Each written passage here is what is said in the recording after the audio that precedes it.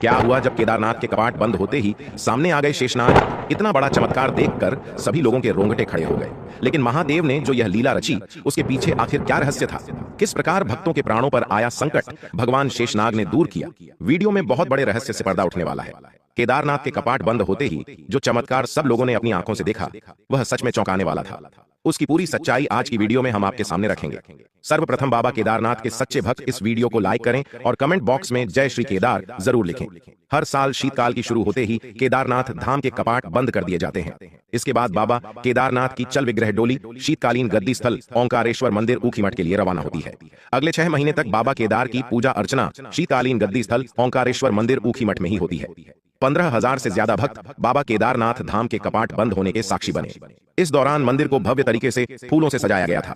सबसे पहले पुजारी गणों ने भगवान केदारनाथ के स्वयंभू शिवलिंग की पूजा की। स्वयंभू शिवलिंग को भस्म, स्थानीय पुष्पों, बेलपत्र आदि से समाधि रूप दिया गया और शिवलिंग के पास एक दीपक प्रज्वलित करके 3 नवंबर 2024 को केदारनाथ धाम के कपाट बंद कर दिए गए। ऐसा कहा जाता है कि 6 महीने के पश्चात जब पुनः यह दरवाजे खोले जाते हैं तो यह दीपक प्रज्वलित ही प्राप्त होता है, क्योंकि 6 महीनों तक स्वयं देवी देवता भगवान केदारनाथ की पूजा करते हैं। 3 नवंबर 2024 को केदारनाथ मंदिर के कपाट बंद होने के बाद सुबह 8:30 बजे बाबा केदार की पंचमुखी उत्सव डोली को मंदिर से बाहर लाया गया। भगवान केदारनाथ की डोली 5 मुख वाली होती है। चांदी की इस डोली के भीतर बाबा केदार की चांदी की भोग मूर्ति विराजमान होती है, जिसकी पूजा 6 माह तक केदारनाथ मंदिर में होती है और कपाट बंद होने के बाद 6 माह तक शीतकालीन गद्दी स्थल ओंकारेश्वर मंदिर ऊखीमठ में होती है। लेकिन किसी को भी इस बात का अंदाजा नहीं था कि इस साल कपाट बंद होने के बाद चल विग्रह डोली के साथ एक ऐसा चमत्कार होने वाला था जिसके बारे में किसी ने सपने में भी कल्पना नहीं की होगी। योजना के अनुसार 3 नवंबर को चल विग्रह डोली केदारनाथ मंदिर से सुबह 8:30 बजे प्रस्थान कर गई। साथ में हजारों श्रद्धालुओं का जत्था था जो बाबा केदारनाथ के जयकारे लगा रहे थे। लेकिन शाम होते होते ठंड का स्तर बढ़ता जा रहा था। सभी भक्त चल विग्रह डोली के साथ बाबा केदारनाथ की जयकारे लगाते हुए रात्रि में रामपुर पहुंचे और वहीं पर सबने विश्राम किया। अगली सुबह 4 नवंबर को बाबा केदारनाथ की पंचमुख डोली रामपुर से फाटा और वहां से नारायणकोटि के लिए आगे बढ़ी। नारायणकोटि भगवान नारायण और माता लक्ष्मी से संबंधित स्थान है, जिसका संबंध पांडवों के साथ भी जुड़ा हुआ है। ऐसा कहते हैं कि नारायणकोटि में स्वयं शेषनाग भगवान के इस स्थान की सुरक्षा करते हैं और भक्तों को भी आपदा से बचाते हैं। जब बाबा केदारनाथ की यह पंचमुखी डोली नारायणकोटि पहुंची तो सबने भगवान नारायण को सर्वप्रथम प्रणाम किया। हरि और हर का मिलन हुआ और जब डोली आगे बढ़ी तब एक ऐसा चमत्कार हुआ जिसके बारे में किसी ने कल्पना भी नहीं की होगी। डोली के मार्ग में अचानक से बहुत सारे नाग कहीं से प्रकट हो गए। वे रास्ते को रोके हुए थे।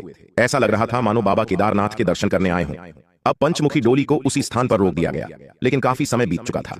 वह सभी सर्प वहां से हटने का नाम नहीं ले रहे थे और उन्हें वहां से हटाने की हिम्मत किसी के अंदर नहीं थी। इसके बाद सभी भगवान नारायण से प्रार्थना करने लगे, परंतु देखते देखते 3 से 4 घंटे हो गए और वह सांपों का झुंड अभी भी वहीं पर मौजूद था। जिस वजह से समय और मुहूर्त की गंभीरता को समझते हुए दूसरे रास्ते से डोली को ओंकारेश्वर मंदिर तक पहुंचाने का निर्णय लिया गया और दूसरे कच्चे रास्ते से बाबा केदारनाथ की पंचमुखी डोली रवाना हुई। रात्रि होते होते डोली श्री विश्वनाथ मंदिर गुप्त काशी पहुंची, जहां सभी ने विश्राम किया। लेकिन तभी एक ऐसी खबर सबके सामने आई जिसे सुनने वालों के रोंगटे खड़े हो गए। पता चला कि नारायणकोटि से गुप्त काशी आने वाले मार्ग के बीच में भयंकर भूसंखलन हुआ है।